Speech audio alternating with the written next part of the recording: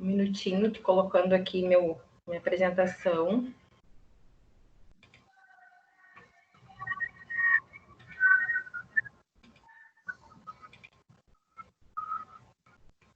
Apareceu?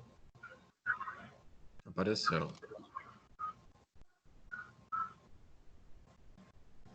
Bom, então, me chamo Ângela Daiane, sou acadêmica do curso de Fisioterapia pela Faculdade Anhanguera.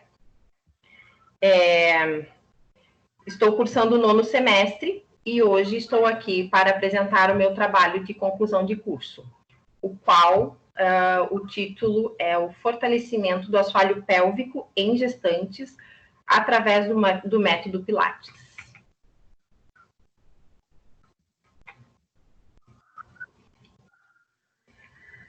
Introdução.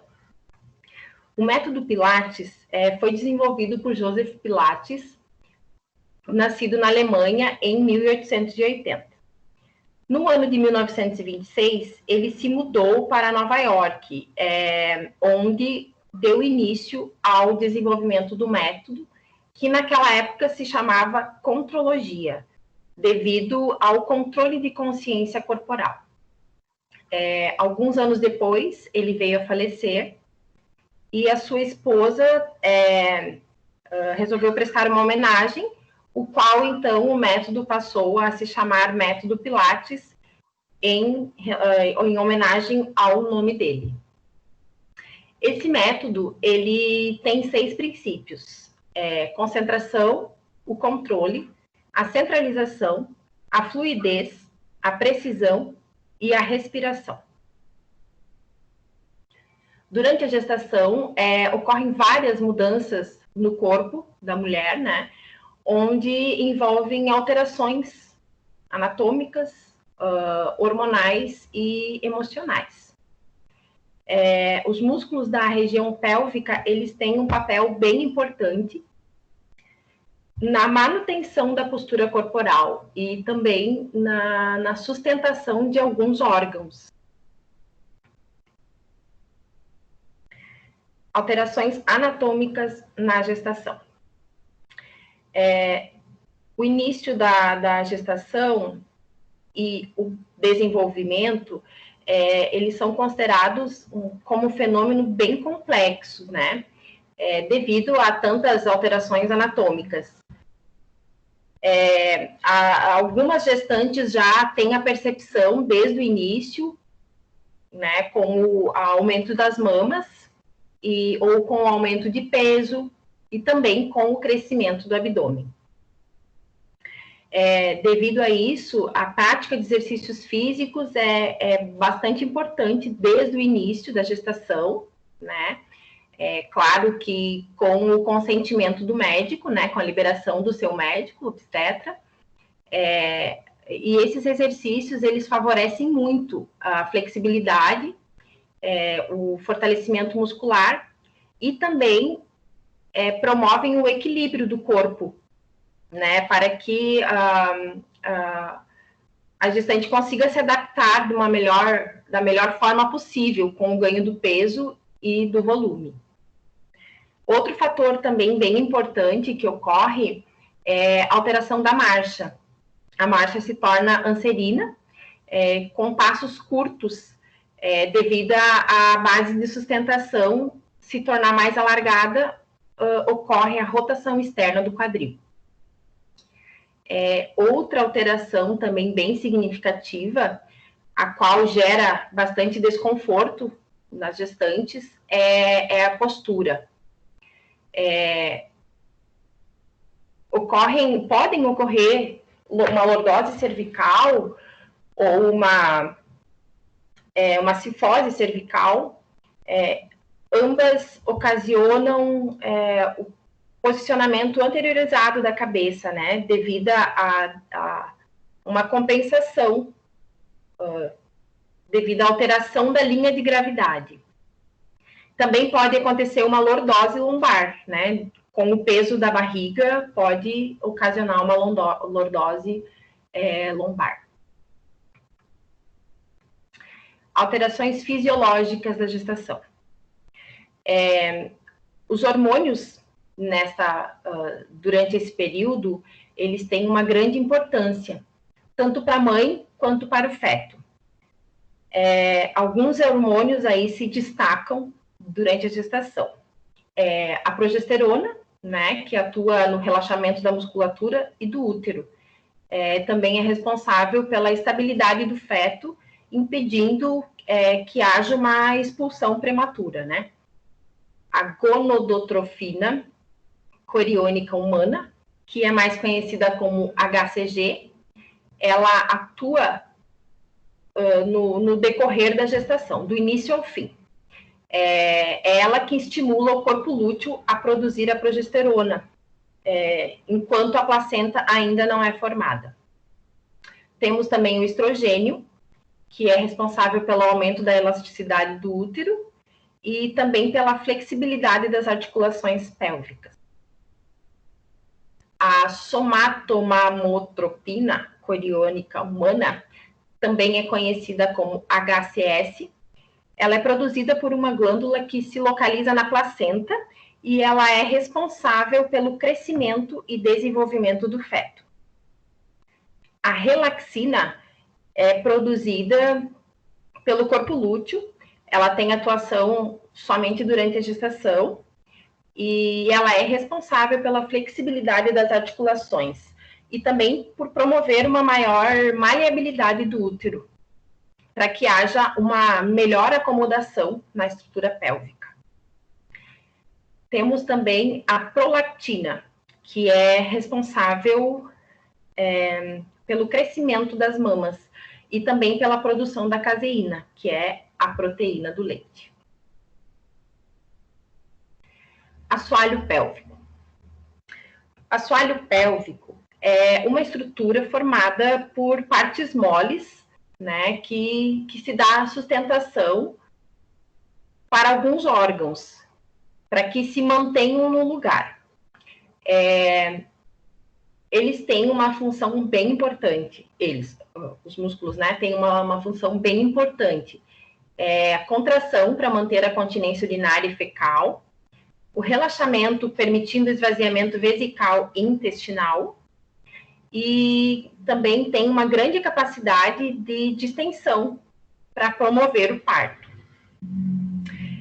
Os músculos do assoalho pélvico, que fazem parte do assoalho pélvico, eles têm duas camadas. A camada superior, que é os mais profundos, são os levantadores do ânus e o coxígeo. Os levantadores do ânus, eles têm três pequenos músculos, né? São constituídos por três pequenos músculos. O músculo pubo-retal, o pubo-coxígeo e o ilio-coxígeo. Já na camada mais inferior, mais superficial, é composto pelo músculo isquio-cavernoso, o bulbo esponjoso, o transverso superficial e o profundo do períneo, e o esfíncter anal externo. Fortalecimento do assoalho pélvico através do método Pilates. O Pilates, ele é um exercício que é considerado ideal para gestante, porque ele tem exercícios de baixo impacto, né?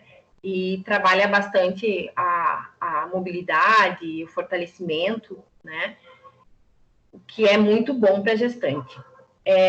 Esse método ele tem embasamento nos conceitos de fisiologia e de cinesiologia.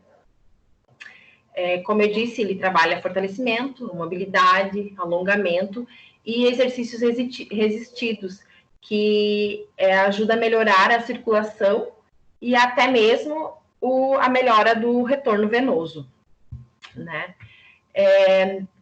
Também, aliado a esses exercícios, é bem importante que a gestante trabalhe bastante a respiração, estimulando principalmente a expiração. Por que a expiração?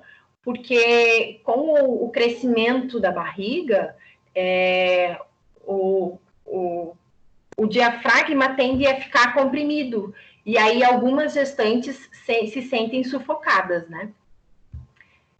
Outra coisa que é bem interessante trabalhar, bem importante trabalhar aliado com os exercícios e a respiração, é a concentração, para que a gestante consiga ter uma consciência do controle postural. Vai ajudar para ela fazer a ativação da musculatura, né, central do corpo. E essa musculatura central do corpo também é conhecida como powerhouse. O powerhouse, ele é constituído pelos músculos abdominais, os paravertebrais, o glúteo e do assoalho pélvico. E através dessa contração, através da contração isométrica que o powerhouse consegue ativar, né? Consegue trabalhar e atingir o assoalho pélvico, que é o caso. Tudo isso aliado a essa ordem de exercícios, a gestante passa a ter uma melhor consciência, né, da ativação, o que vai beneficiar bastante, principalmente no momento do parto. Benefícios do fortalecimento do assoalho pélvico. Bem, por ser considerado o exercício ideal, ele promove conforto para a gestante, né? Minimiza aqueles desconforto lombar, enfim, equilíbrio. Esse método, ele ajuda a prevenir o acúmulo hídrico, ajuda a prevenir o edema, estimula a circulação, como eu já falei, principalmente na parte abdomino-placentária, né, na região abdomino-placentária. Ele melhora a consciência postural, ele ajuda também no equilíbrio, alivia o estresse e a ansiedade, o que toda gestante tem, né? E previne as dores da coluna, também melhora a respiração, né? A gestante aprende a respirar de uma forma adequada, o que oxigena por todo o corpo, né?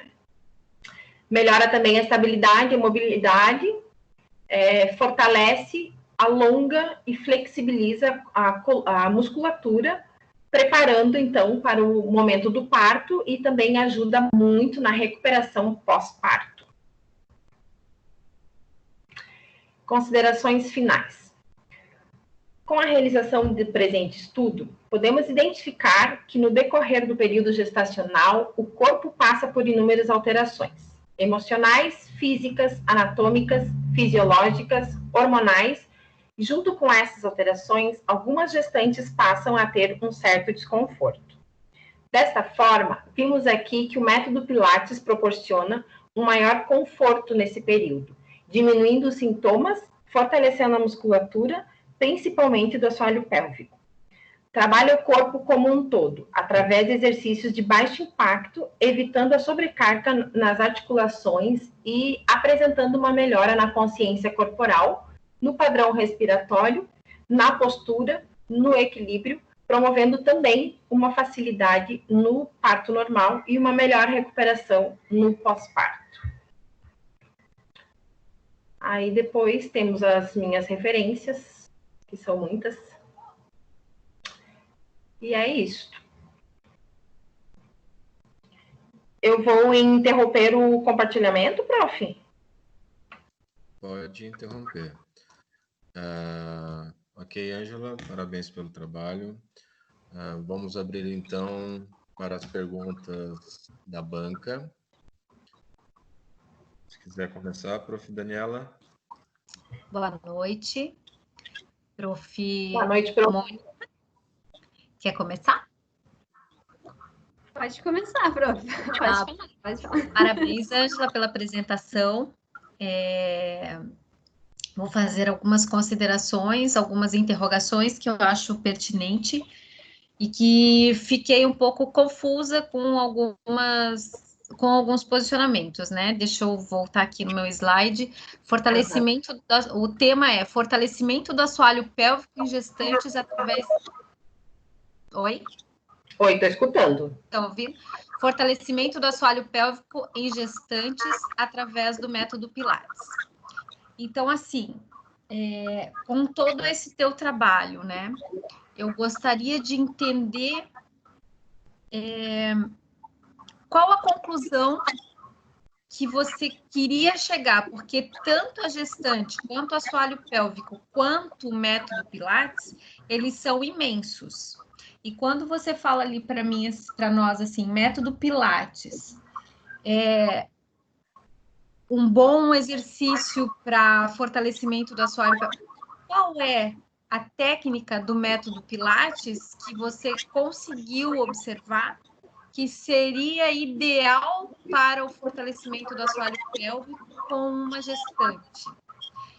Tem alguém com áudio ligado? Vou pedir para todo mundo.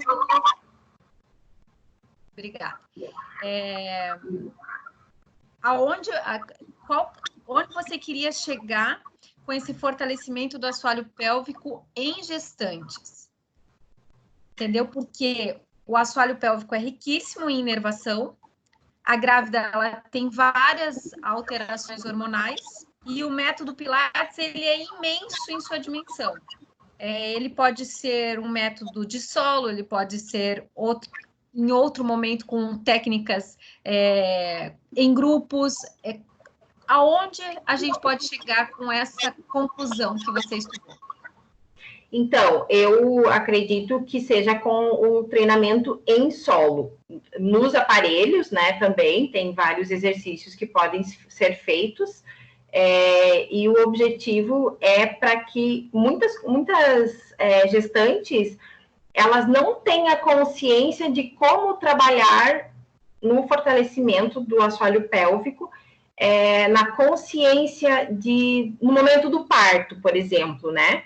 Elas não sabem como, e às vezes, por não saber como executar, elas deixam de fazer o parto normal, por não ter a consciência.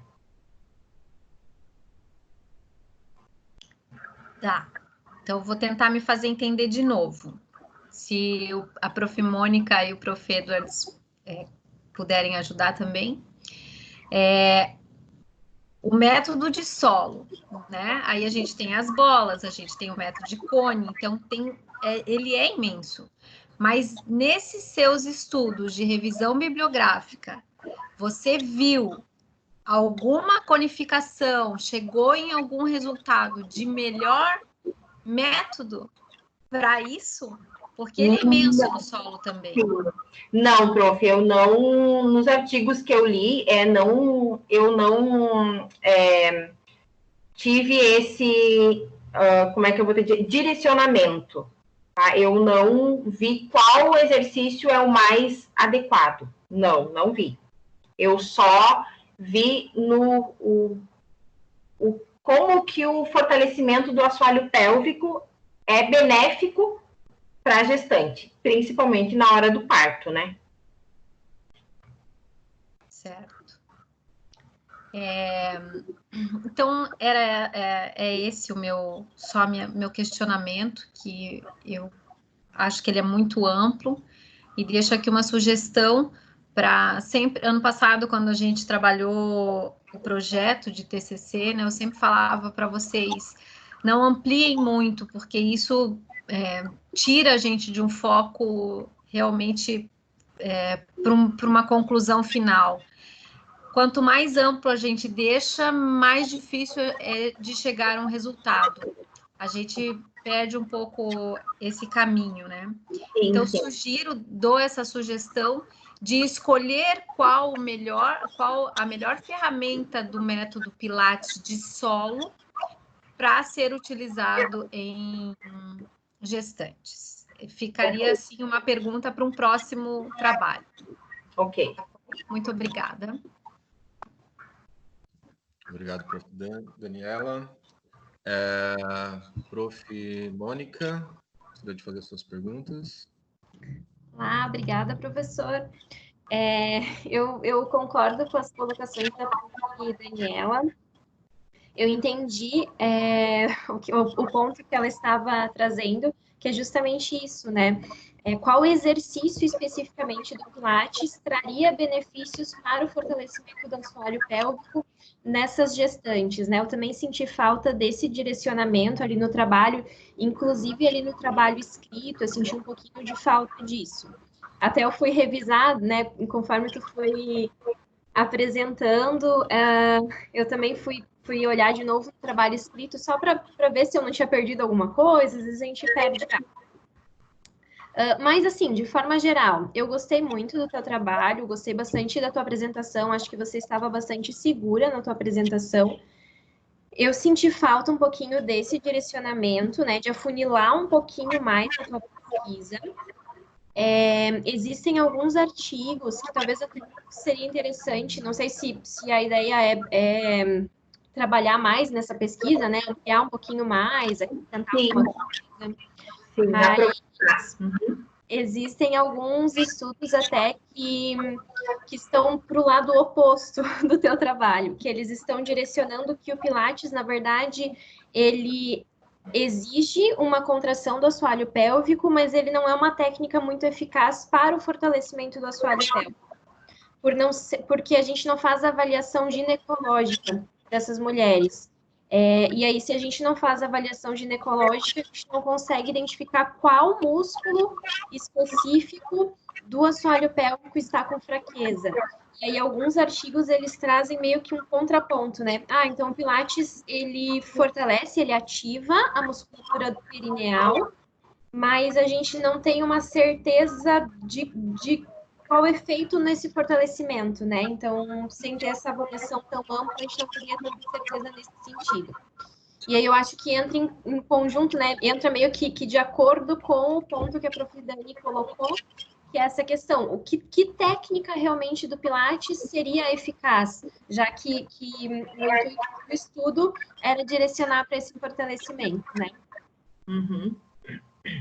Mas, de uma forma geral, eu gostei muito. Eu não tenho nenhuma pergunta. Acho que a pergunta que eu tinha para fazer era justamente a mesma que a prof. Dani colocou ali. Só essa colaboração, na verdade, para tentar afunilar um pouquinho mais, direcionar um pouquinho mais. Então, qual exercício a gente pode fazer que vai ser o melhor para a gestante? Porque mesmo dentro do Pilates tem alguns exercícios que as gestantes, elas não poderiam fazer, às vezes, por conta do posicionamento, da postura, os exercícios que são mais aéreos, né? Que existe o Pilates acrobático, por exemplo, e daí já não seria tão indicado para gestante. Então, talvez direcionar um pouquinho mais para o que dentro do Pilates vai ser indicado para essa gestante, para essa mulher. Sim. Tá Irei desenvolver mais. Tá certo, obrigada. Obrigada a você, prof.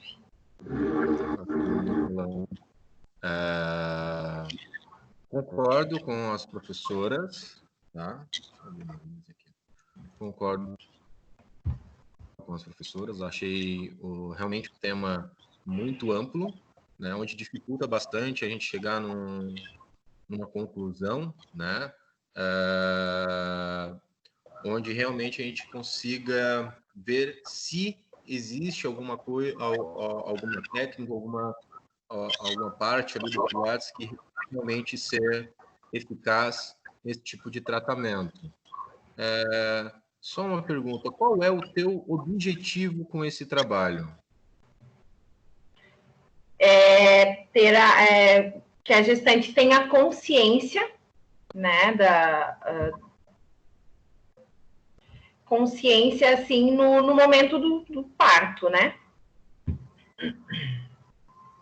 Tem a consciência no momento do parto.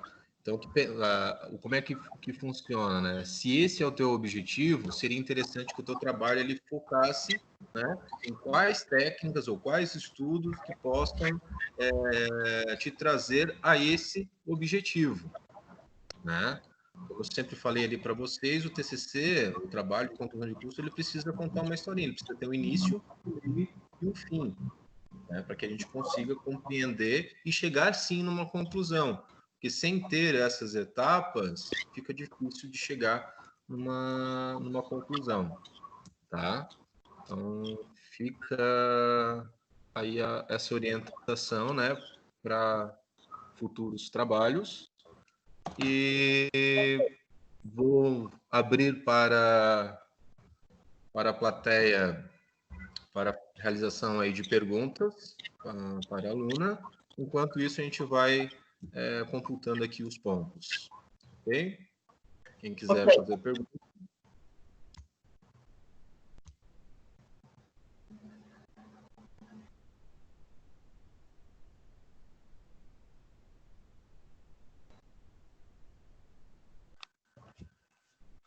Ô, Ângela. Oi? Parabéns, você foi muito bem. Obrigada. Obrigada. Estou torcendo por você. Ah, muito obrigada. Olha, eu estou no meu trabalho, mas eu estou acompanhando você, tá? Obrigada, obrigada. Obrigada pelo apoio.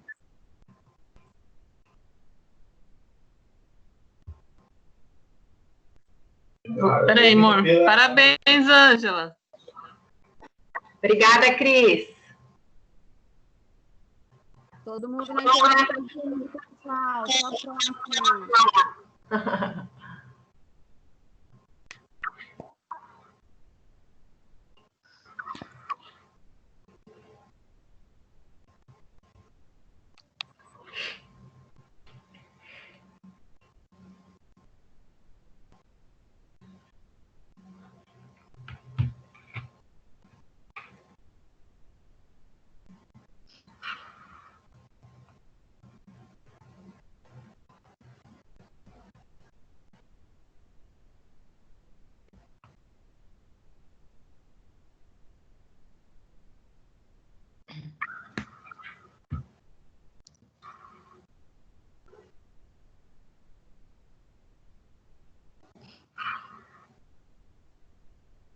Põe o rosto aí, Ângela, para a gente te ver. Ai, meu Deus, eu não vi que estava a câmera fechada desde ontem.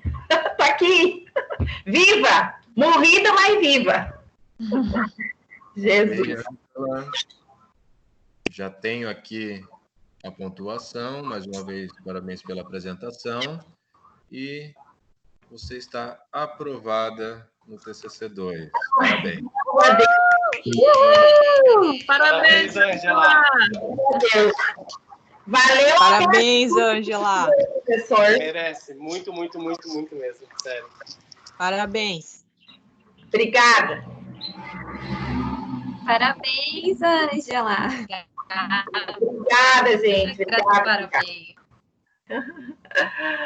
Obrigada, Ângela. Agradecemos a sua participação, a plateia. A gente tem aqui a Prof. Mônica, a coordenadora Camila, os alunos Alcineia, Bruno Franciscone, Caroline, Clênia Roupers, Cris, Denise, Eric, Fernanda, Gabi, Prof. Iglesias, Prof. Isabela, a Juliana, o Lorenzo, que agora eu já sei quem é, o Marcos, a Nana e a Thay.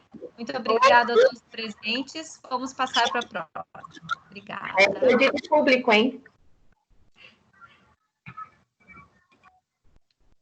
Bianca, se quiser já pode ir compartilhando. Não, começa como Bia. Bianca já fica tenso o negócio.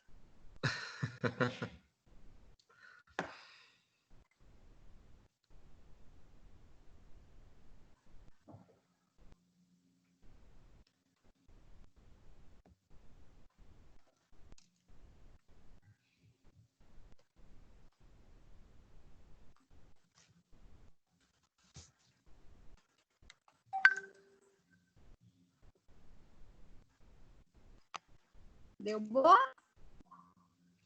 Apareceu.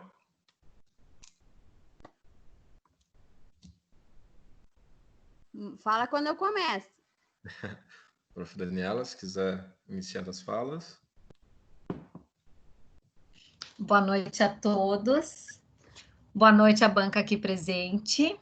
Professor Edwards, professora Isabela Cunha, A aluna Bianca Schmidt-Hort vai dar o início à apresentação com o tema de intervenção fisioterapêutica na prevenção de quedas entre idosos. Você tem o teu tempo de apresentação e de arguição em 30 minutos. Obrigada e boa sorte. Obrigada. Obrigada a todos pela presença. Então, meu trabalho de conclusão de curso é intervenção fisioterapêutica na prevenção de quedas entre idosos. Então, eu vou fazer uma breve introdução. As perdas fisiológicas são comuns no processo do envelhecimento. Ocorrem diversas perdas e alterações no organismo, aspectos que afetam a locomoção e que predispõem às quedas. Com isso, é importante estimular os idosos a algumas mudanças de hábitos e no ambiente que se insere. Mudanças que são fundamentais para que o idoso tenha independência e qualidade de vida. Então, é necessário que todos se conscientizem que envelhecer é realmente um privilégio e é, sim, possível envelhecer com qualidade de vida. Então, para melhor compreensão, temos o objetivo geral, que é apresentar estudos específicos que demonstrem a importância da fisioterapia para a prevenção de quedas e qualidade de vida dos idosos.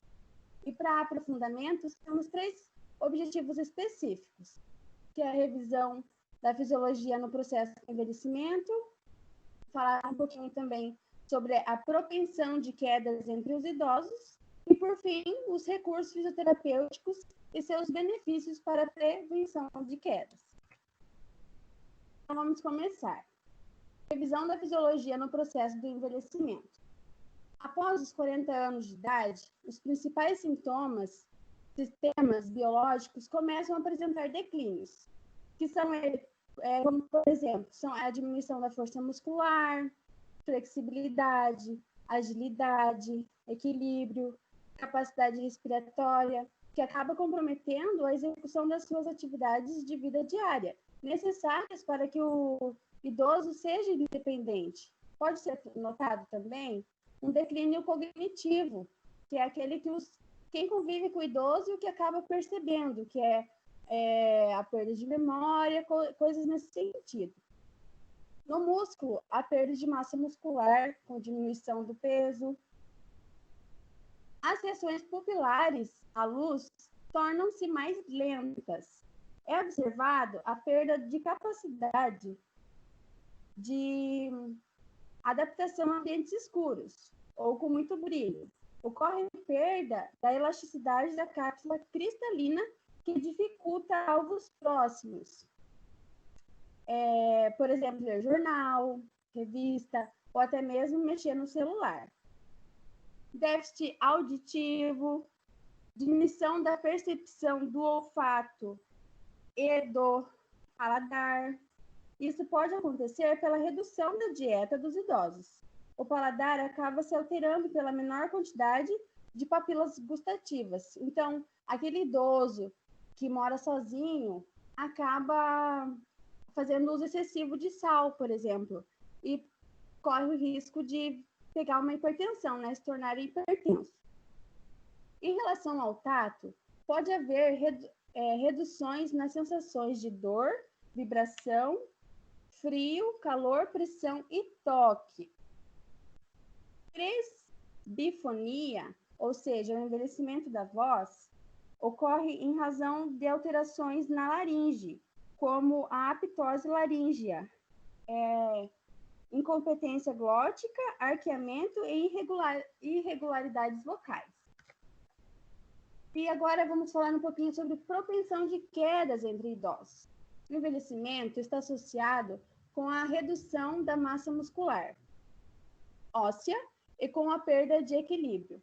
Assim sendo, a ocorrência de quedas também é uma característica do envelhecimento, o que se torna um motivo de preocupação, porque eles podem acarretar incapacidades físicas e perda da independência.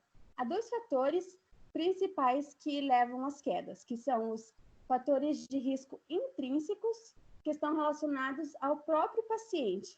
É toda essa parte da fisiologia que a gente já comentou, né?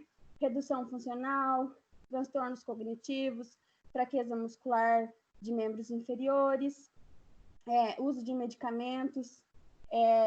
Tem pesquisas, eu não me aprofundei muito, mas tem pesquisas que dizem que antihipertensivos, anticoagulantes, eles também levam o indivíduo a quedas, tá? Os fatores de risco extrínsecos relacionam-se ao ambiente.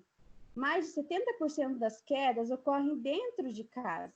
E é importante observar a iluminação, se está adequada, tapetes estão soltos, se os degraus são altos demais ou estreitos demais, se os calçados são adequados, tem antiderrapante ou não. E é isso. Cerca de 29% dos idosos caem ao menos uma vez ao ano.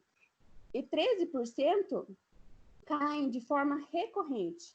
Esses eventos têm impactos importantes na mortalidade. Em 2008, ocorreram 5.142 mortes em pessoas acima dos 60 anos devido a quedas.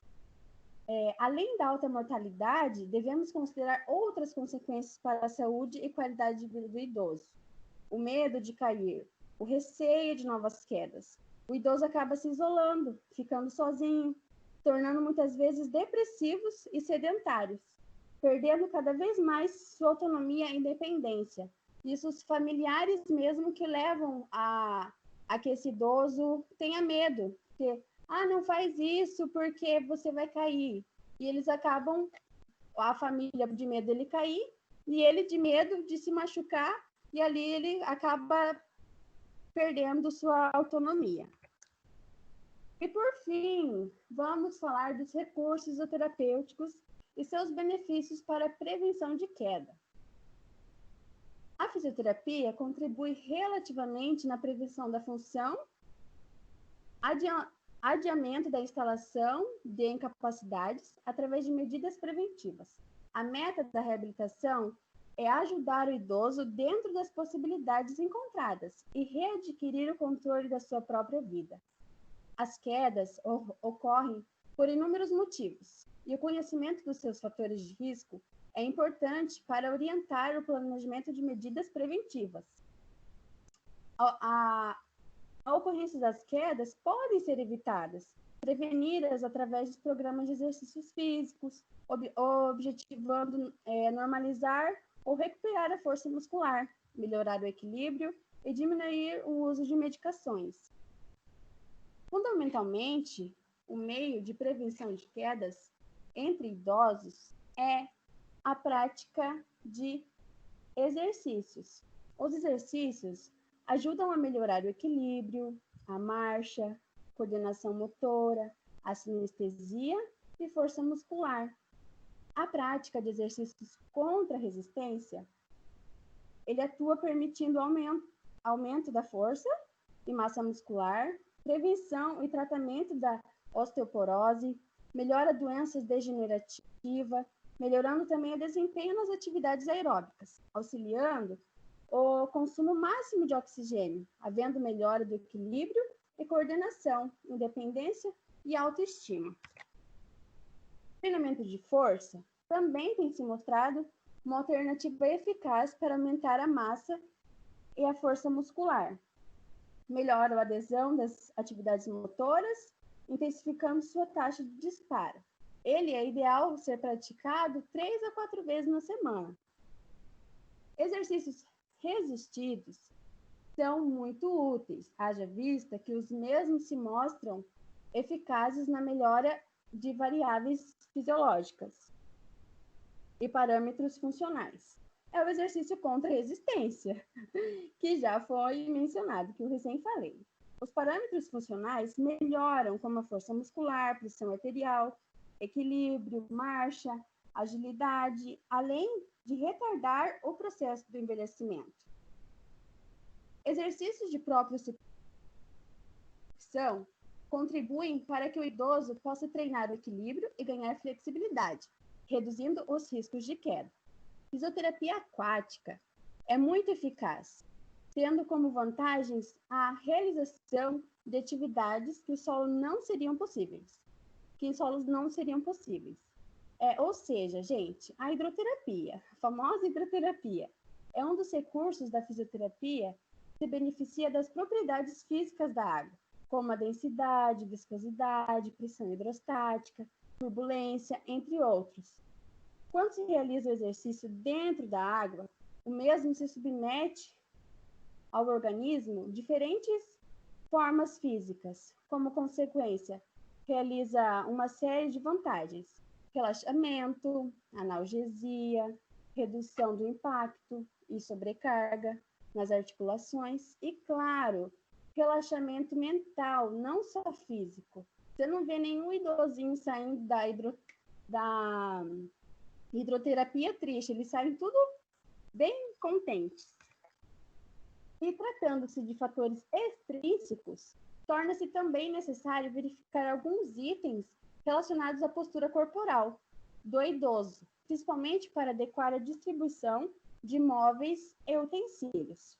Os fatores extrínsecos devem ser adaptados aos fatores intrínsecos. Ambos andam lado a lado. É necessário armários conforme o alcance do idoso. Para colocar um calçado ou amarrar, é importante um banco para auxílio e orientá-lo a dobrar o joelho, se agachar de forma correta, não simplesmente se agachar de qualquer forma e acabar lesionando, de repente, a coluna e até mesmo caindo. Varais, é ideal colocar na altura dele para que ele não faça um movimento exacerbado, entre outras coisas. O Ministério da Saúde, em 2009, descreveu importantes orientações como estratégias para a prevenção de quedas entre os idosos. Fazer exames oftalmológicos e físicos anualmente. Os idosos são teimosos, às vezes não querem ir no médico, e isso é muito importante, eles irem. Tomar banho de sol, que adquirir vitamina D, a claridade ajuda. Não andar somente de meias, que pode também levar a escorregar dentro de casa. Usar sapatos com sola antiderrapante também auxilia nessa questão de não escorregar. Não fazer uso de bebida alcoólica. E as considerações finais. A fisioterapia em idosos tem como principais objetivos a preservação e a melhora da função, utilizando diversas formas de conduta. É preciso incentivar o mesmo de um envelhecimento ativo e saudável. Portanto, o profissional fisioterapeuta é indispensável, principalmente nessa etapa da vida. E é isso, pessoal. Muito bem, Bianca. Parabéns pela apresentação. Vamos agora, então, abrir para as perguntas da banca. Prof. Isabela, se quiser iniciar. Posso? Boa noite a todos. Boa noite, prof. Boa noite, prof. Tudo bom, minha flor? Bia, como você mesmo prefere, né, que seja chamada. Muito bem, muito bom o seu trabalho. Bia, uma pergunta, tá? O teu tema é intervenção fisioterapêutica na prevenção de quedas de idosos, né, entre os idosos. Eu te pergunto, em que momento você, como profissional, acha que vai conseguir atuar com esse público? Como é que você vai conseguir captar esse público? Primeira pergunta. Por quê? Vou lhe dar um parênteses. No teu texto, muito bem explicado, inúmeras situações. Só que o único momento que eu consegui ver que realmente o profissional estaria ativo como um fisioterapeuta seria na fisioterapia na hidroterapia. Mas, em geral, como é que você acha que você conseguiria, como profissional, estar vendendo o teu trabalho como fisioterapeuta para um paciente idoso? Como é que você faria? Você faria trabalho em grupo? Como você faria? Faria domicílio? Então, eu se fosse a minha forma de trabalhar, eu gostaria de trabalhar com eles em grupo, porque os idosos, por essa questão deles acabam se tornando antissociais, acabam ficando muito tempo sozinhos. E quando eles estão em grupo, o rendimento é melhor. Eles se animam. Por exemplo, na hidro, é muito bacana ter a hidro com grupos, sabe? E também fora da água, vamos supor, fazer de repente até um dia na academia, fazer exercícios contra a resistência. Sempre trabalhar em grupos.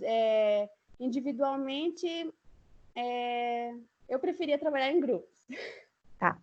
Porque assim, não, eu entendi. É que, na realidade, a minha pergunta é que dentro do que você fala, parece que é muito próximo ao trabalho do educador físico.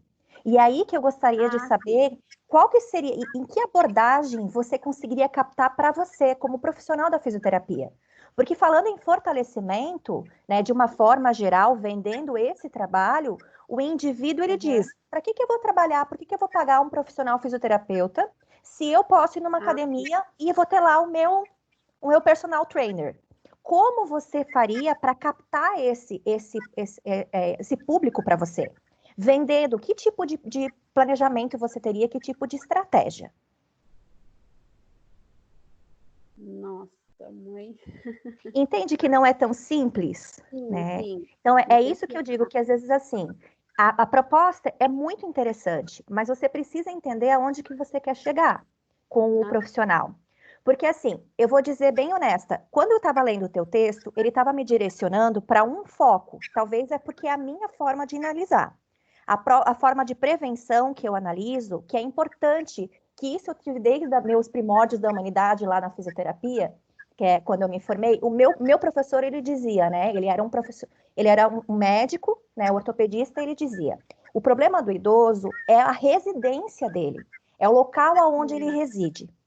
Esse é o problema dele, porque a maior quantidade de quedas está inserida no dia a dia, na vida dele.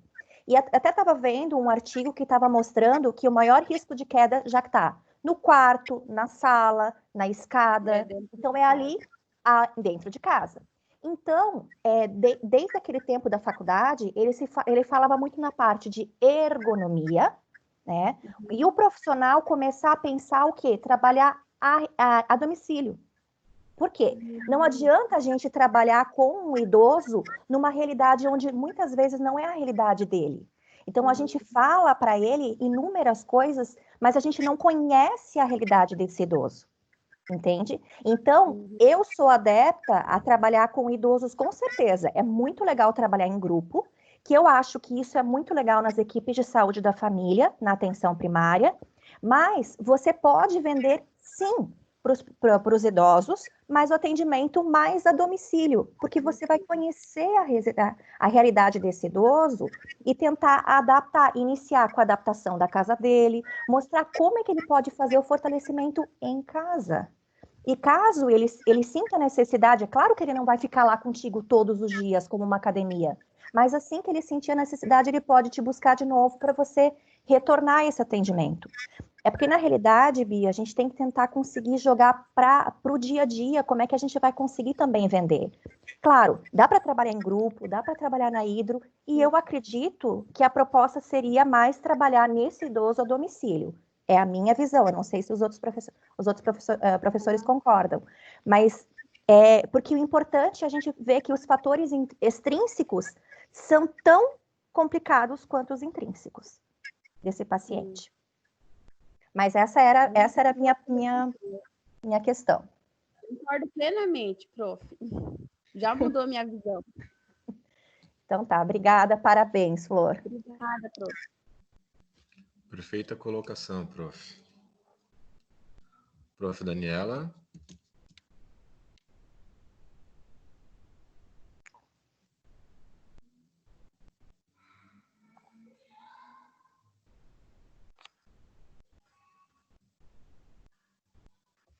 Prof. Daniela.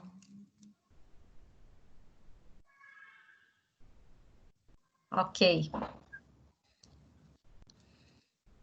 Prof. Agora foi. Parabéns, Bia. Obrigada, prof.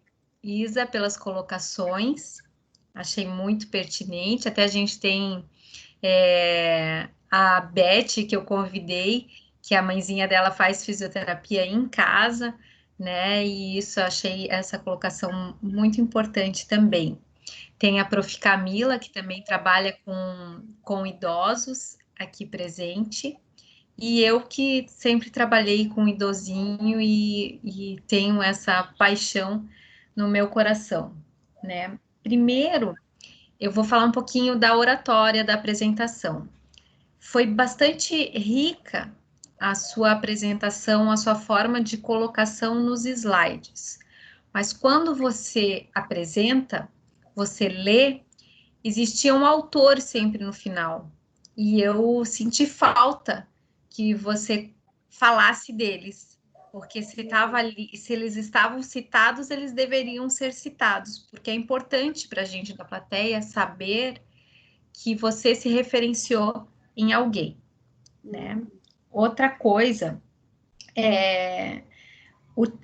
mais ou menos o que a Profisa falou, que é o tema, né? A intervenção fisioterapêutica na prevenção de quedas de idosos. Aí você foi lá na frente, falou de presbiopia, presbiofonia, falou do envelhecimento, falou, sentiu um pouco de falta da sarcopenia, você falou de fibras, enfim, e chegou um telespectador nativo aqui. E aí ele apagou a luz, desculpem. E aí esse tema vem diretamente relacionado com o que a Profisa falou, que a gente tem que entender que estamos desculpa, a gente tem que entender que a gente está dentro bem na hora que eu estou apresentando, chegou os colaboradores da ação, desculpa. Ao vivo é assim. Ao vivo tem mais emoção. Então, como que coloca esse tema quando você fala ali de fortalecimento, de propriocepção, de hidro? Nessa busca bibliográfica, qual foi, mais ou menos a mesma pergunta que eu fiz para a Ângela, qual foi o melhor direcionamento para essa intervenção de quedas? Deixando de lado o toque final da Profisa, que é realmente dentro de casa. A gente sabendo que uma das maiores, a fratura de colo de fêmur, 80% dos idosos vem a óbito rapidamente, né? Então, qual desses critérios de técnicas de fisioterapia que são mais eficazes para a gente evitar a queda, que é o teu tema, não o tratamento, né? Mas eficaz para evitar a queda.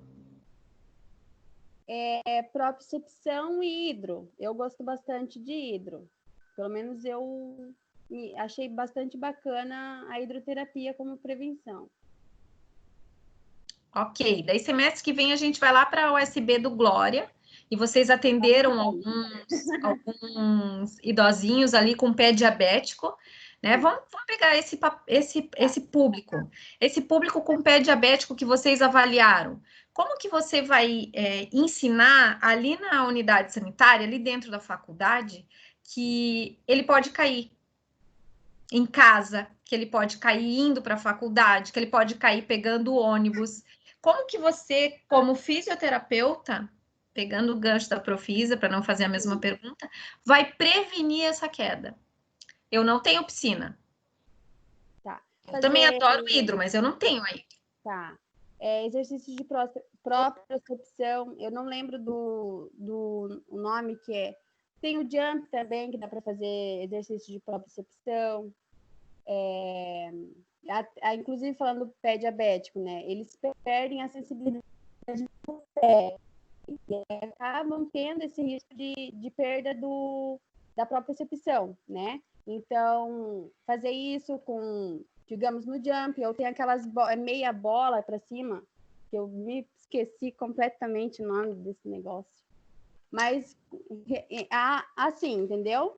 contra resistência também para ter força muscular, só que daí não sendo.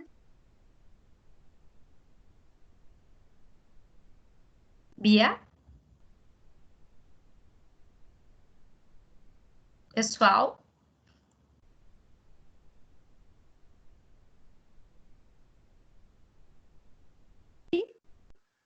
Alô, gente? Oi, Oi? estão me ouvindo? Agora sim. Que parte parou? A meia-lua, aquela meia-lua inversa. Isso, Né? também que seria para a própria execução.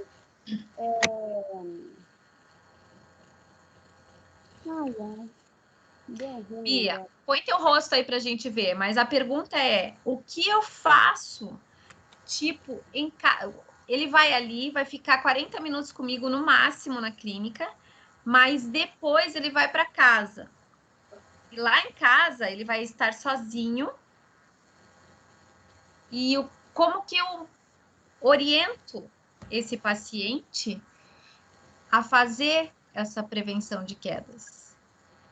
Pela presbiopia, pela presbiofonia, pela alteração de saliva, pela sarcopenia, por tudo que um idoso possa ter, né, junto. Eu peço para ele ver sem tapete, que ele pode passar e cair, se os degraus são altos, se são muito estreitos, se os armários são realmente acessíveis para ele, ou são muito altos ou muito baixos. Como que ele faz? Eu pedi para ele me mostrar como que o senhor amarra o calçado. Pode me mostrar?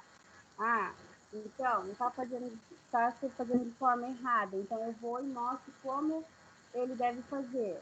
Pegar um banquinho, colocar, ou se agachar de forma com que dobre os joelhos, com que ele caia.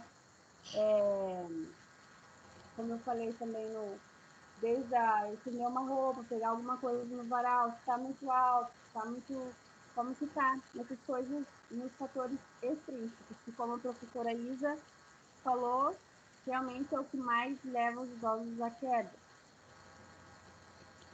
E essa queda leva a fratura de fêmur, que 80% vem a óbito. Mais de 80% hoje, né, em 2020, bem mais. Então, é isso das referências que eu sugiro para uma próxima apresentação, quando você coloca o autor, você referenciar.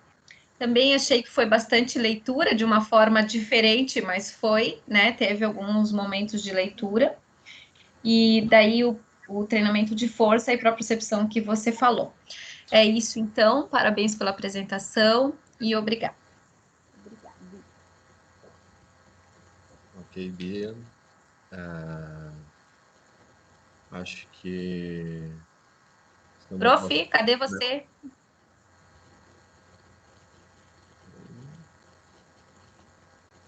Abriu. Então, Bia, acho que professores estão bem afinados, porque eram realmente as perguntas que eu iria fazer também.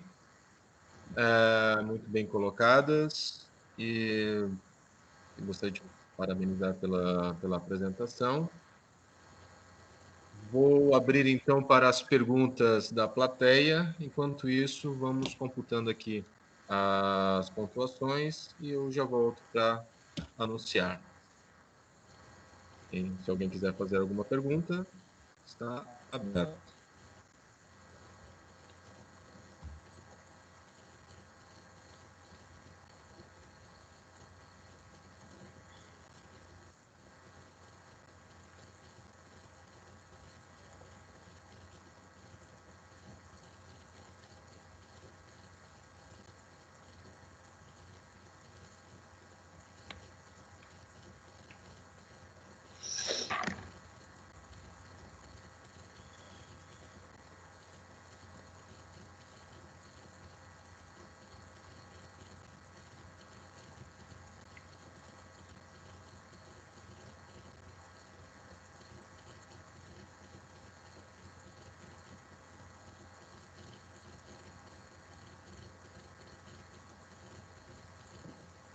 Bom, Já tenho aqui as notas.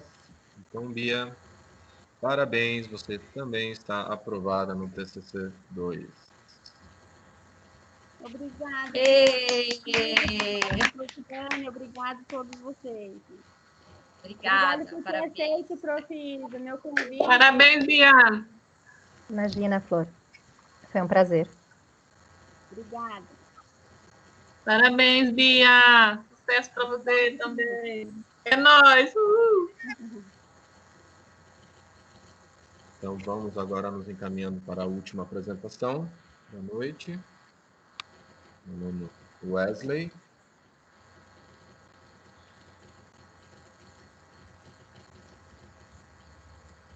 Wesley, se quiser, já pode ir compartilhando seu material.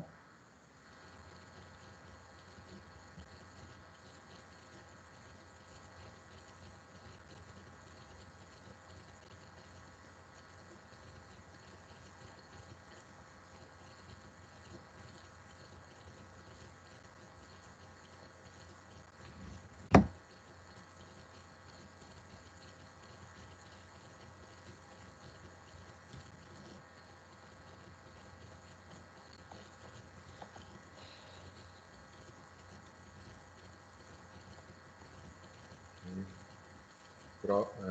Daniela, se quiser iniciar.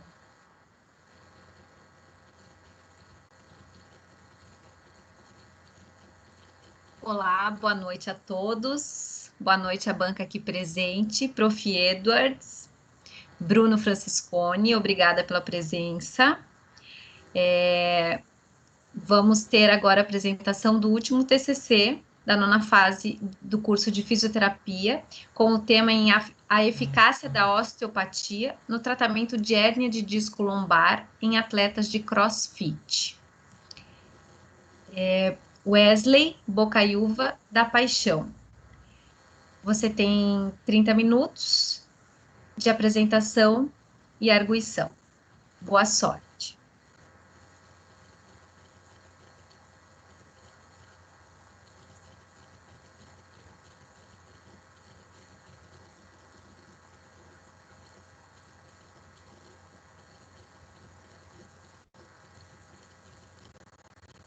Wesley, você está sem áudio.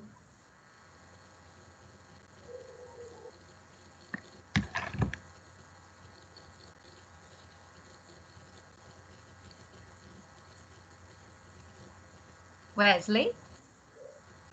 Não estamos te ouvindo, Wesley.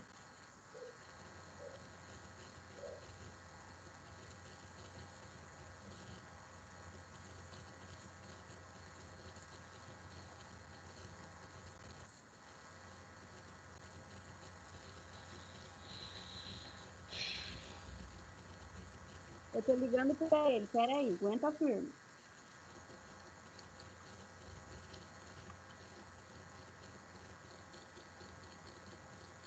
Ah, tá. Ele tá tentando.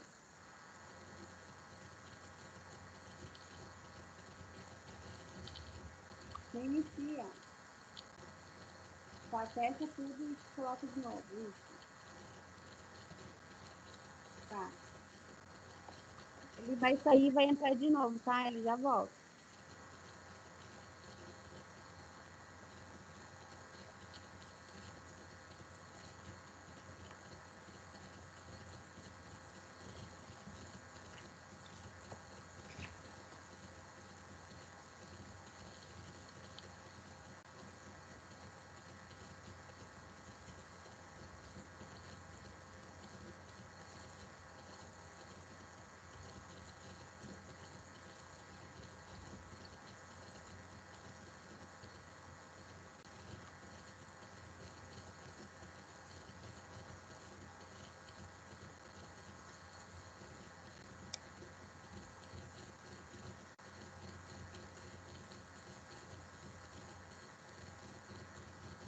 Oi? Segunda-feira? Oi.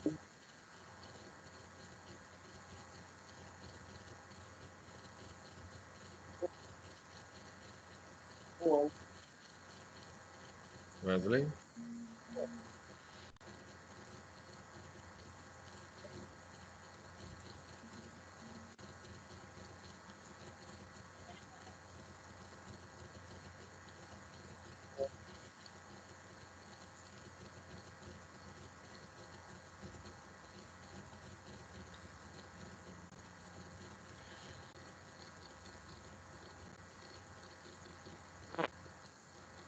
Wesley?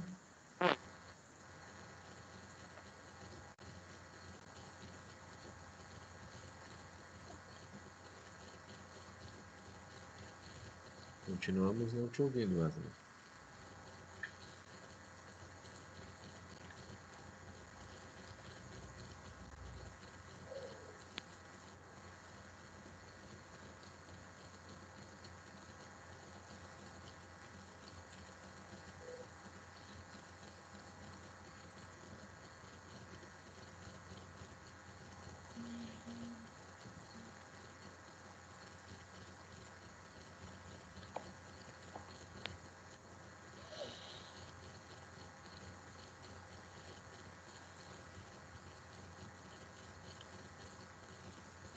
Ó, gente, eu tô com o Wesley aqui no celular e ele entrou mais cedo, testou tudo, a voz dele tava boa, daí agora parece que travou, não sabe o que tá acontecendo.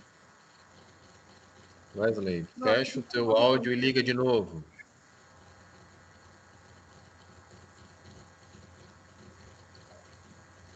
Ele já fez isso, prof.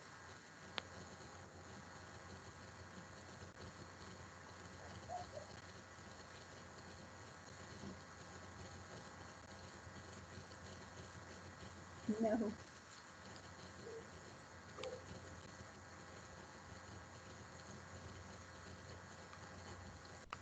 Nada.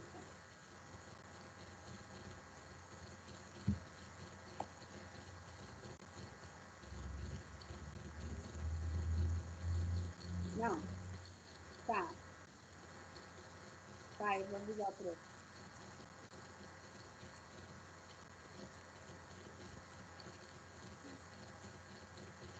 Você mexeu em alguma coisa?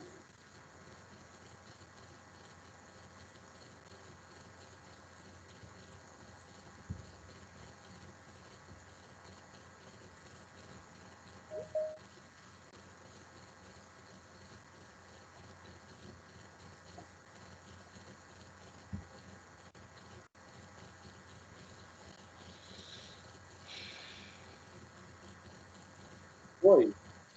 Oi, Agora? estamos te ouvindo agora. Ah, tá. Então, Pode compartilhar lá então, Wesley. tá, já vou lá.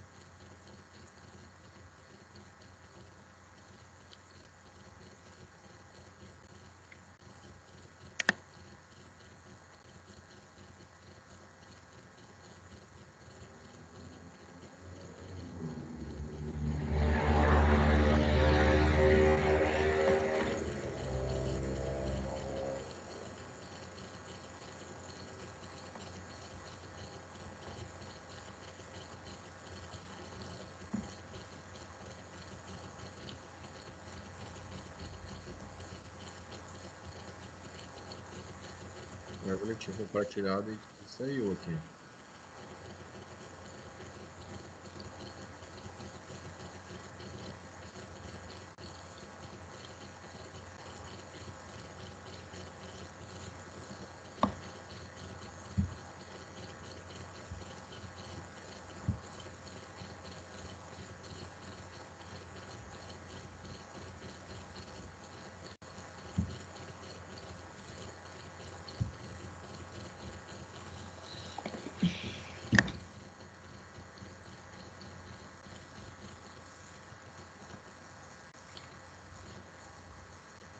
Algum problema, Wesley?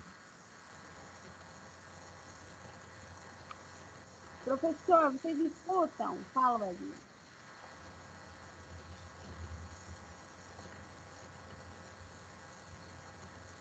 Não estou escutando. Tá escutando? Não. É Caiu o áudio de mim? pelo meu áudio. Não.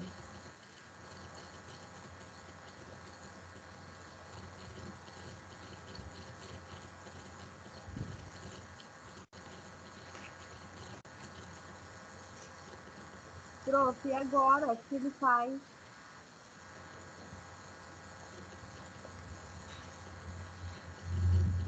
Ele entrou para testar antes e quem estava funcionando, lembra? Sim. Estava funcionando agora há pouco também.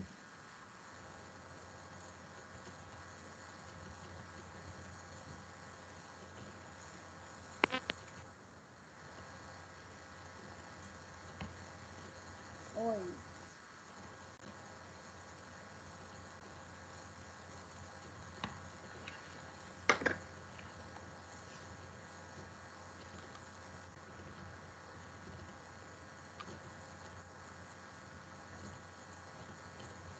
Wesley. Oi, professor. Wesley, tenta entrar também pelo celular. Aí você passa pelo computador os seus slides e o áudio fica pelo celular. Você entra pelo celular, pelo meu celular, aí você fala pelo celular e fala os slides pelo computador.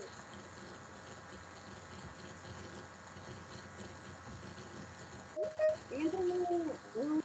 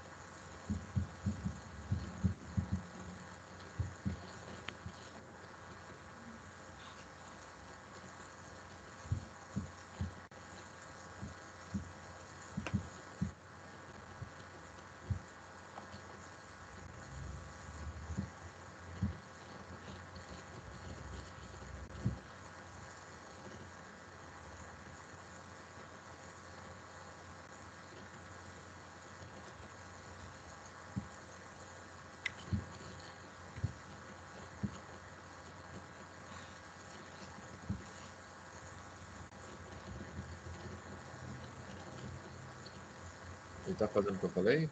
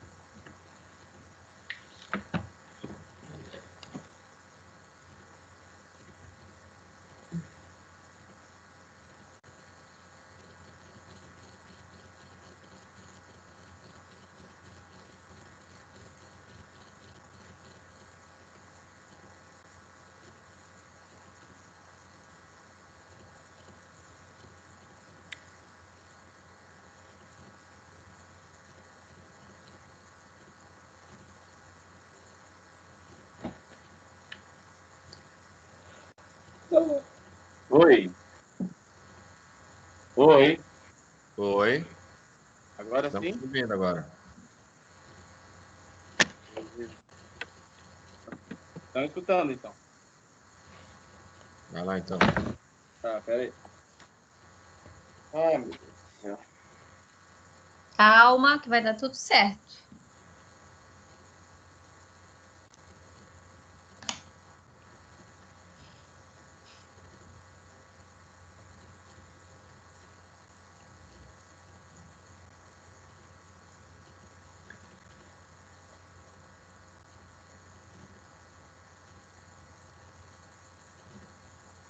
Show, boa sorte.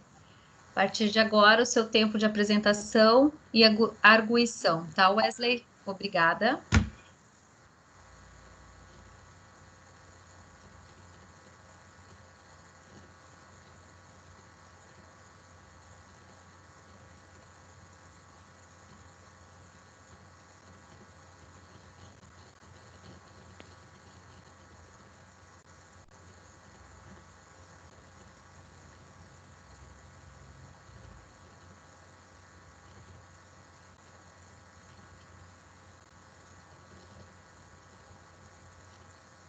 Prof. Edwards.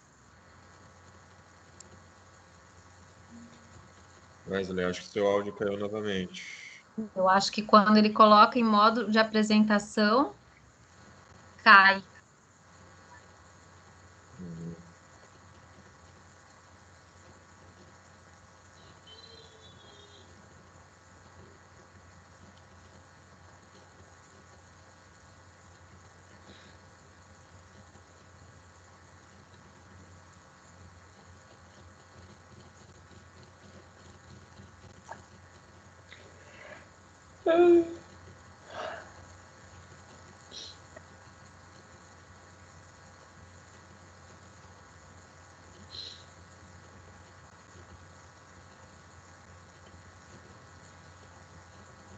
Wesley, tira o compartilhamento e vê se o seu áudio volta.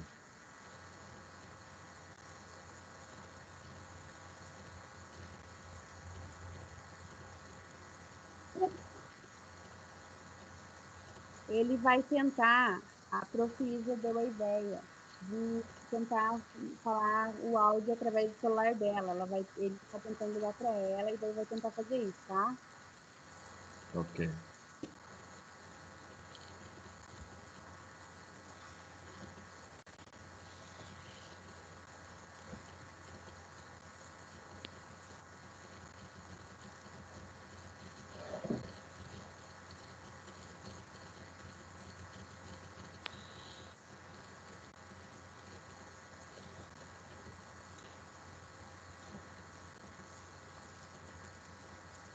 Oi.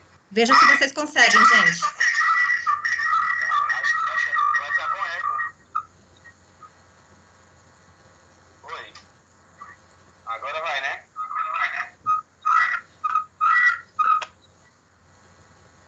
Acho que não vai dar porque vai ficar com eco. Vai ficar com eco, né? Tira o teu som do teu computador. Tá, mas aí... Tá bom. Beleza.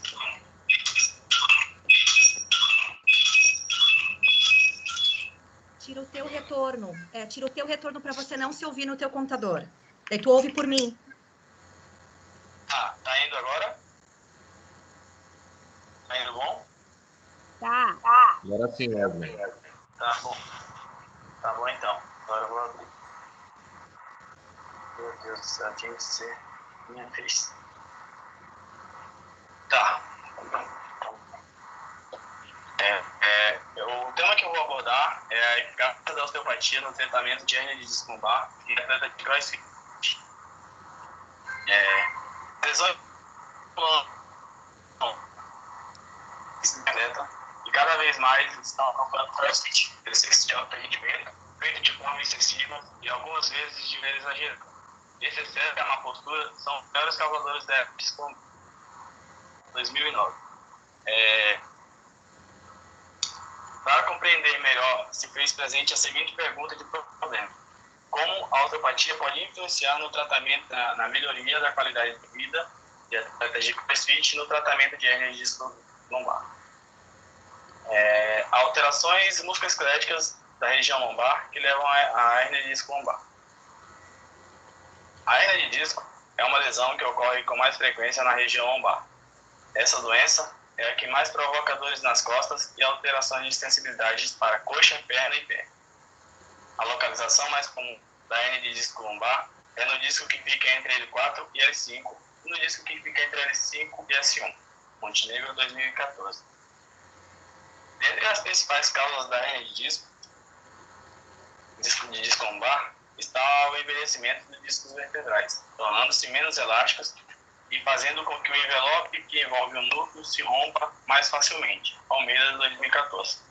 Então, essa complicação ela surge de diversos traumas da coluna, como o levantamento de cargas em excesso, postura inadequada e outros fatores que acabam lesionando o disco intervertebral, gerando dores e sensibilidades nas regiões do corpo.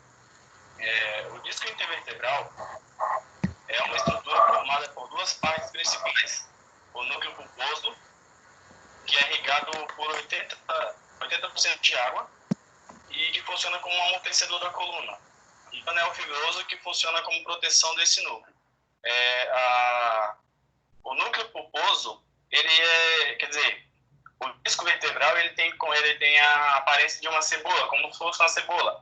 Ela tem várias casquinhas ali em volta e no centro tem o núcleo, sabe? Quando um corte transverso ali, vai ver que como fica assim parecido.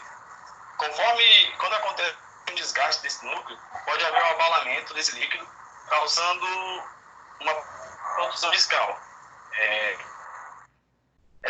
Nesse caso, não acontece o rompimento total do anel fibroso, ele apenas fica maior que o tamanho normal, gerando dores irradiadas. Nesse caso, pode acontecer de sentir dores, às vezes não acontece de sentir porque fica escondido ali, só no caso de alguns movimentos que pode acontecer.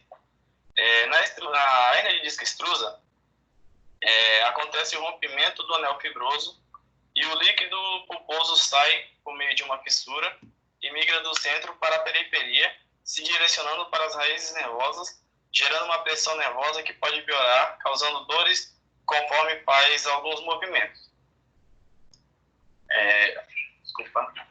E na terceira, a hernia disco sequestrada, acontece o rompimento total do anel fibroso, fazendo com que o líquido extravase de dentro para dentro do canal medular, causando uma degeneração total desse disco. Nesse caso, o tratamento conservador não se faz eficaz, somente medicamentos ou cirurgia. Definições e técnicas da osteopatia no tratamento de hernia de disco lombar. Então, a osteopatia é um método diagnóstico e terapêutico manual das disfunções de mobilidade articular e teciduais em geral. Esse método é baseado no conhecimento profundo da anatomia, fisiologia e biomecânica do corpo. Foi criado pelo médico americano Dr. Andrew Taylor Still, em 1874. A osteopatia, ela, juntamente com a aplicação de técnicas de mobilização articular, pode ser considerada uma opção menos traumática e de custo mais acessível, e com efeitos mais duradouros, servindo amplamente para o tratamento das disfunções do sistema musculoesquelético. O tratamento osteopático ele envolve uma variedade de técnicas manuais e que podem incluir alongamento de tecidos moles, manipulação da coluna vertebral e alongamentos isométricos de energia muscular, técnica visceral ou prescrições de exercício. A osteopatia é um vasto arsenal de técnicas, assim como muitas variações das mesmas. Cada técnica tem objetivos e ações específicas, e é importante ressaltar que devem ser aplicadas de forma coerente e segura. Conselho Brasileiro de Osteopatia 2018. A osteopatia no Brasil ela virou uma especialização e diversas universidades adotaram esse sistema de pós-graduação na fisioterapia manual, é uma técnica conservadora que não existe necessidade de cirurgia para tratar a grande maioria das doenças graves da coluna. Nos tratamentos realizados com fisioterapia manual, o tratamento presta um serviço personalizado e seus resultados são satisfatórios. Tratar da hernia de disco e as demais patologias da coluna vem sido um grande desafio dos profissionais de saúde. Para ter ideia, segundo a Organização Mundial da Saúde, a OMS, cerca de 80% da população terá menos um episódio de dor nas costas durante a vida. Montenegro, 2014. Então, as técnicas de terapia manual são de grande importância para o profissional da fisioterapia, possibilitando uma grande ferramenta para o tratamento de várias disfunções do corpo. A terapia manual é utilizada para diversos distúrbios e patologias da coluna. A manipulação osteopática pode trazer uma melhor mecânica corporal e possibilitando a diminuição das dores causadas por herniações. Mecanismos e sintomatologias que desencadeiam a hernia de disco em atletas de CrossFit. O CrossFit é uma modalidade de condicionamento e treinamento físico e que se baseia em um conjunto de modalidades esportivas, que inclui corrida, levantamento de peso e ginástica olímpica, Vasconcelos 2018. Então, o CrossFit hoje, ele é uma técnica que é um modelo de exercício que todo mundo está querendo, né? Hoje em dia as academias estão cheias. O que acontece? Chega lá, a pessoa chega na academia, eu vou fazer o CrossFit, e chega lá, nunca fez um exercício, nada, e vê alguém já quer fazer igual. Então, a partir do momento em que você pega um peso do nada, assim, sem o auxílio de um profissional do lado, acaba acontecendo grandes lesões, né? Pode acontecer a hernia de disco, romper o anel fibroso e gerar a hernia de disco. Um perfil epidemiológico sobre a procura e qualidade dos serviços e especialidades da fisioterapia nos levou a observar que a osteopatia foi a escolha da maioria dos praticantes, e quanto à periodicidade de atendimentos, a filosofia e raciocínio clínico por trás das manipulações osteopáticas tem sido biomecânico e fisiológico, principalmente no cenário esportivo. Afinal, a amplitude de movimento normaliza a diminuição de dor e beneficiam o desempenho dos atletas. Lopes 2019. Essa modalidade ela inclui uma variedade de exercícios, desde correr, rolar, até levantamento de peso, movimentos de ginástica, etc. Esses exercícios mesclam de rotinas de alta intensidade e frequência que envolve numerosas repetições de uma grande velocidade, um pouco ou nenhum tempo de recuperação, raro 2016. Então, foi abordado dentro da osteopatia quais as melhores respostas que darão benefício para os atletas de alto rendimento, que devido à má postura e à falta de acompanhamento de profissionais adequados ocasionam lesões de alta complexibilidade. Então, hoje, se formos ver, dentro das academias, como eu falei, vai acontecer lesões. Eu estava vendo um artigo aqui que diz que 40%... desculpa, atrapalhei agora. Ai, meu Deus. Cerca de 80%...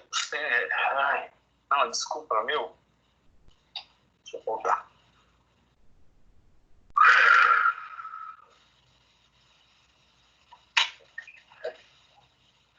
Quanto à localização anatômica, foi feita uma abordagem de disseminação de participante por 100 pessoas, atletas ou amadores. Quanto à localização anatômica da lesão, relataram 42% a coluna lombar, devido a essa má conduta. Pessoas que chegam, querem fazer de todo jeito e acabam lesionando esse núcleo e causando essas dores e muitas das vezes chegando até a precisar de cirurgia.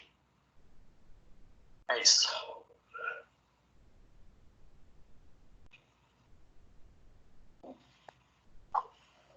Ok, Wesley. Mantém esse aqui, tá? Então, sim. Estou ouvindo a minha voz.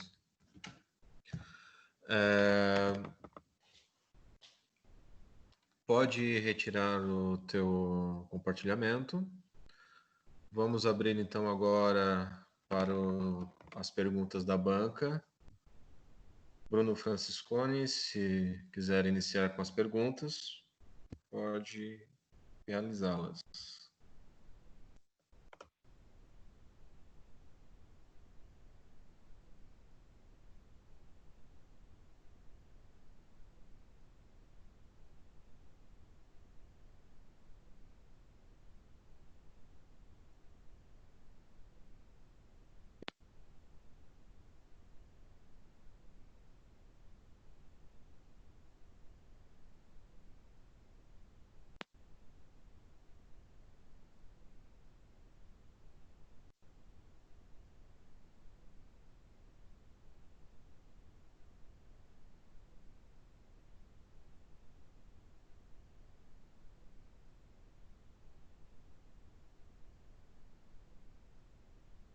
Bruno, por gentileza.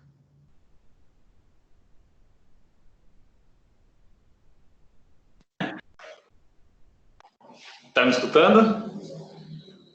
Tô, obrigada. É que não estava querendo ir aqui antes. Só põe você aí para a gente conhecer um pouquinho. Tô tentando ativar aqui, mas esse negócio Tá. aqui não entendi, não. Deixa eu ver aqui. Pode ativar a câmera do lado do microfone. Sim, eu tô clicando, mas ele não tá ativando. Não sei o porquê disso. Incluído. Deixa eu ver. Bom, eu clico e não vai. Depois, se eu conseguir, eu ativo aqui. Tá.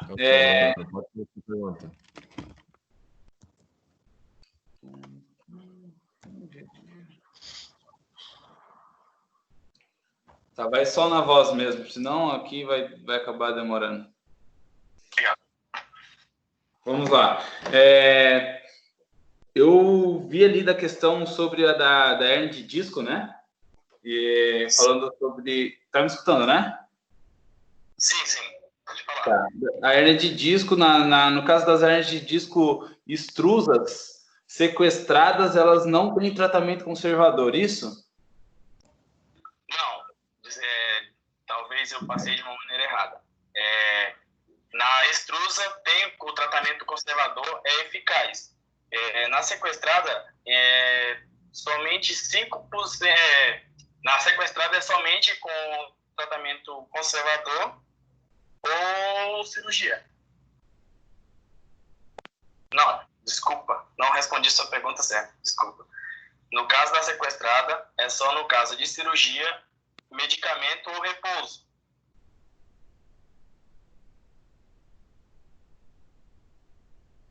Estão escutando? Sim, pode continuar. Não, é isso mesmo. Nesse caso é isso. Tem o tratamento conservador, ele ajuda na extrusa, só que na sequestrada não tem como. Ele pode amenizar ali, mas não ajuda. 100%. 100% das vezes, dos casos, ela sofre reabsorção dentro de 6 meses quando a gente faz um tratamento conservador. Isso está escrito numa pesquisa que depois eu posso te mandar, do Chiu, feita em 2015, tá? Então, ela não é necessário a parte da cirurgia, você consegue tratar ela com osteopatia também, ou qualquer outro método. Eu gostei bastante do teu artigo. Eu posso falar com um pouquinho mais de propriedade, porque além de fisioterapeuta, eu sou praticante do CrossFit. E realmente o que acontece que eu costumo falar, até fiz um vídeo esses dias falando sobre lesão lombar e CrossFit, Eu costumo falar que não é o CrossFit que lesiona, e sim o profissional que não sabe passar os exercícios adequados para cada caso. Mas o que eu senti um pouco de falta, é explicar um pouco mais o que vai levar a hérnia de disco no CrossFit. Por quê? O que gera uma hérnia de disco? Hipermobilidade de uma vértebra, certo? Então, para a gente ter uma hipermobilidade de uma vértebra, significa que essa vértebra vai estar compensando alguma outra hipomobilidade. Então, isso faltou um pouco aqui. Não só o peso, nosso corpo, ele é muito bom em receber carga. Muito, muito, muito bom. A gente nasceu para receber carga, desde que ela seja perto do nosso corpo. Então, dentro do teu artigo aqui que você escreveu, do teu TCC, a única coisa que eu senti mais falta seria relacionar essas faltas de mobilidade articular, que não seria só coluna. Por exemplo, para quem faz o CrossFit, vai fazer um movimento de um snatch, a falta de mobilidade de ombro gera uma sobrecarga mecânica na lombar, para explicar, para poder deixar um pouco mais coerente, porque eu lendo aqui e você explicando, a única coisa que leva a hérnia de disco no CrossFit é o excesso de peso por alta repetição. E não é. A maioria das vezes é causada por uma hipomobilidade articular, seja ela de tornozelo, quadril, ombro, torácica, que gera uma hipersolicitação ali da coluna lombar. Como a nossa coluna lombar é a área que tem muito movimento, qualquer hipermobilidade vai gerar uma sobrecarga e um desgaste um pouco maior, principalmente L4 e L5. Mas gostei bastante, acho que está bem coerente. E está de parabéns. Apesar de todos os problemas aí, do nervosismo, conseguiu ir bem, tá bom? Tá, obrigado. Obrigado, Bruno. Vou agora mudar um pouquinho as ordens. Vou iniciar fazendo aqui os meus questionamentos. Depois a Prof. Daniela termina. Então, Wesley, pode só me repetir, por favor, qual é o objetivo do teu trabalho? O objetivo deixa eu ler aqui. Agora você apareceu, Bruno. Agora foi, né? Então, como a osteopatia pode influenciar na melhoria da qualidade de vida dos atletas de CrossFit, no tratamento de hérnia de disco? Beleza. E agora eu te faço a mesma pergunta. Responde esse questionamento. Então, ele, através dos tratamentos manipulatórios, né, fazendo as abordagens de maneira correta. Acho, através das técnicas que a osteopatia tem, que como eu disse, é um vasto arsenal das técnicas. Então, através dessas técnicas, que assim, eu não consegui ir a fundo nas técnicas, porque eu não tive ainda não consegui pegar nenhum paciente para tratar de hérnia de disco, e nem sei as técnicas de osteopatia ainda ao certo. Quais são? É que assim, Wesley, as técnicas são irrelevantes, tá? Com relação à osteopatia. Você pode utilizar qualquer tipo de técnica. Até mesmo a própria cinesioterapia você pode utilizar, tá? O diferencial, o que a osteopatia busca, né, de diferencial é realmente a avaliação. É buscar o que está causando a hérnia de disco, tá? Esse é o ponto principal, porque se você descobrir qual é a causa dessa hérnia de disco, você vai sim ter uma eficácia no seu tratamento, certo? Aí você quis propor como um dos motivos, né, para a hérnia de disco ser o CrossFit. Você continua com essa opinião? O que você acha que pode, se é realmente CrossFit, ou o que pode estar causando essa hérnia de disco para que a osteopatia seja eficaz ou não? Não, assim, eu acho que, igual o Bruno falou ali, que se o problema não é o CrossFit, são as pessoas que fazem de maneira errada e acabam lesionando. Sem acompanhamento ali e acabam lesionando causando essa lesão. Sim, mas qual lesão? Oi? Qual lesão que o CrossFit pode causar? A hérnia de disco lombar. Não só essa, né? Claro, são muitas lesões que podem acontecer, não só essa, mas essa, segundo os artigos que eu vi, essa é uma das que mais acontece. Tá, então, a lesão que mais acontece, então a pessoa vai lá, vai pegar o peso e hérnia de disco. Não,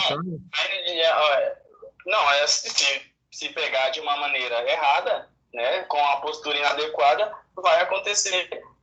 Se ele continuar lesionando aquele disco, vai romper e vai acontecer, vai gerar. Ok.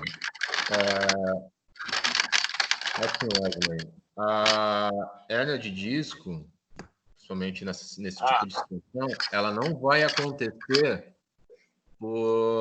de uma hora para outra, tá? A lesão que possivelmente pode acontecer devido a um movimento ou uma carga excessiva são lesões do tipo contratura, né? Algo do tipo que vai restringir o movimento de alguma articulação.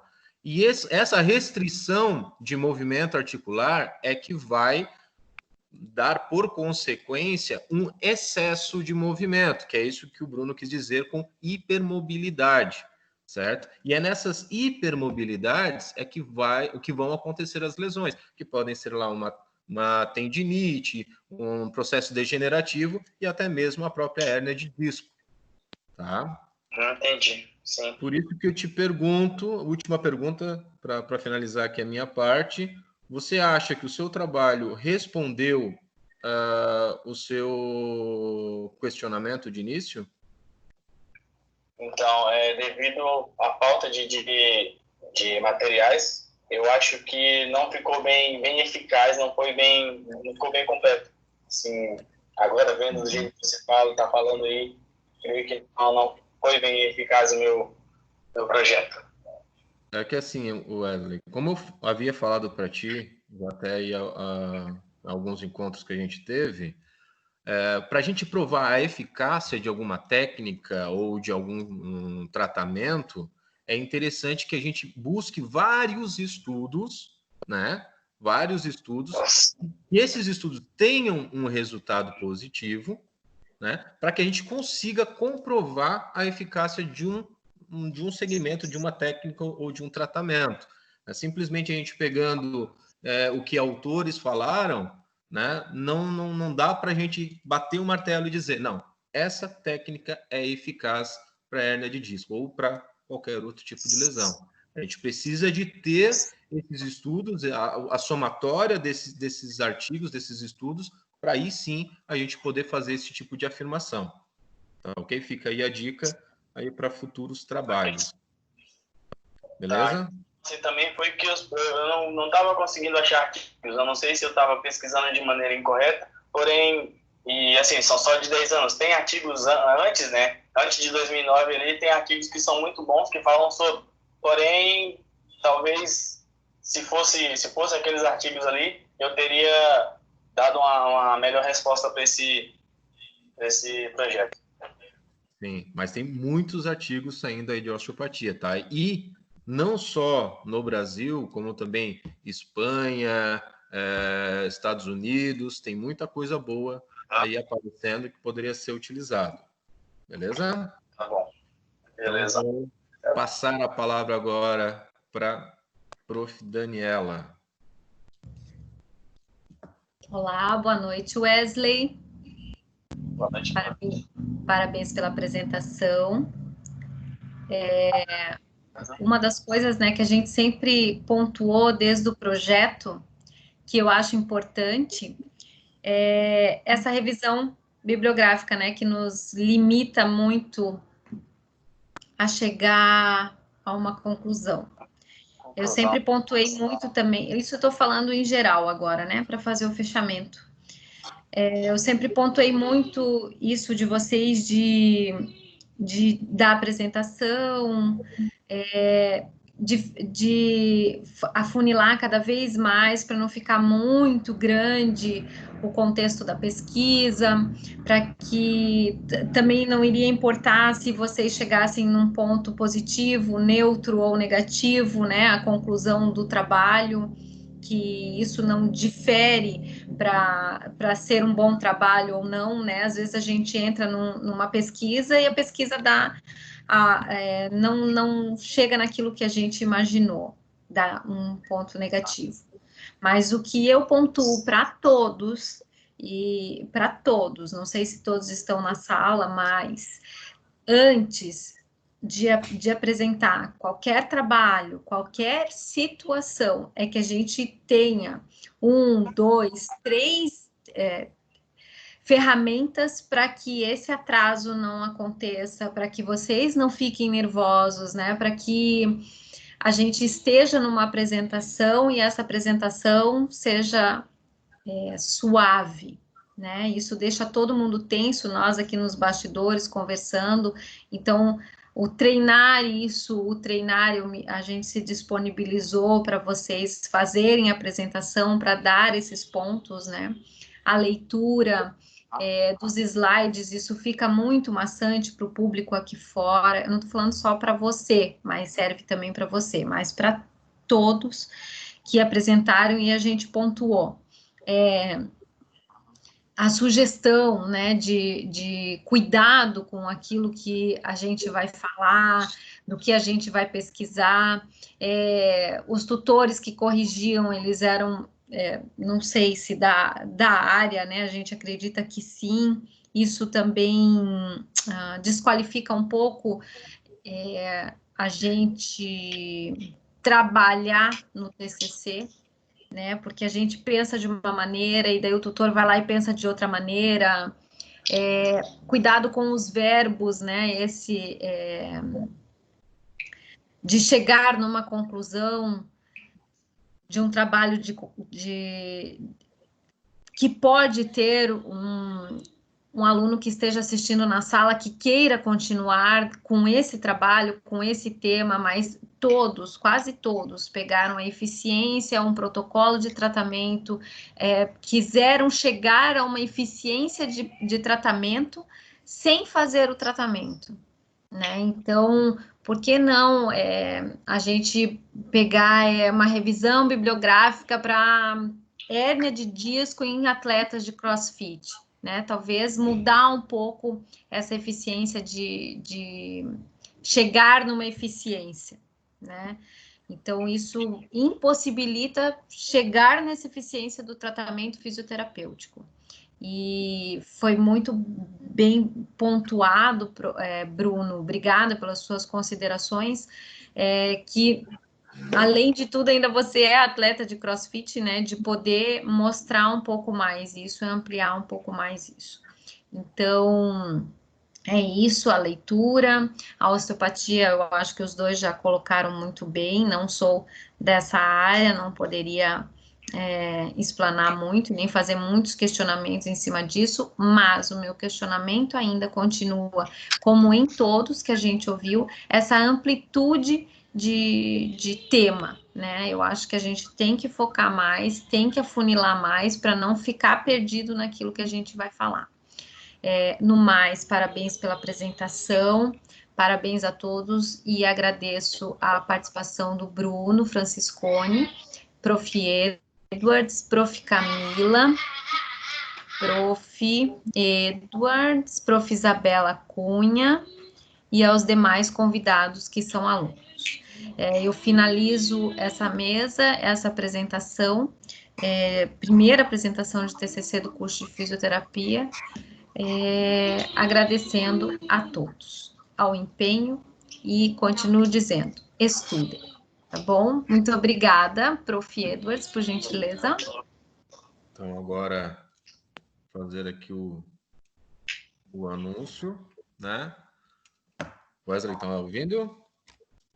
Sim, sim. Então, só mais uma vez parabéns pela apresentação e você também está aprovado no TCC2. Parabéns.